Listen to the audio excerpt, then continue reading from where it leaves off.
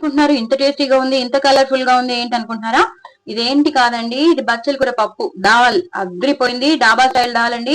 అదిరిపోయింది. చక్కగా వెల్లుల్లిపాయలు వేసుకుని, ఎండుమిరపకాయలు పోపు వేసి పెట్టుకుని, అలాగే ఎక్కువ ఇంగు పోపు, కరివేపాకు, కొత్తిమీర వేసుకుని మీరు బచ్చల కూర పప్పు చేసుకోండి. లాస్ట్ లో బంద్ చేసేసాక 2 నిమిషాల తర్వాత నిమ్మకాయ పిండుకోండి. అదిరిపోతుంది పప్పు మాత్రం. సూపర్ సూపర్ టేస్టీ బచ్చల కూర పప్పు అండి. బచ్చల కూర చాలా మంచిది, హెల్త్ కి మాత్రం చాలా మంచిది. ఉంటే మాత్రం మీ ఇంట్లో పెంచుకోండి. అది హాయిగా వస్తూనే ఉంటుంది. మనం హ్యాపీగా మనకి ఒక చిన్న ఒక 10-15 ఆకులు వచ్చినా చాలు, పెద్ద పెద్దవి, మనకి పప్పు అయిపోతుంది. సో ఇంత బాగుంటుందండి. పిల్లలు అయితే ఇష్టపడి వేడి వేడి అన్నంలో చక్కగా ఎక్కువ నెయ్యి పెట్టండి, పిల్లలు హ్యాపీగా తినేస్తారు.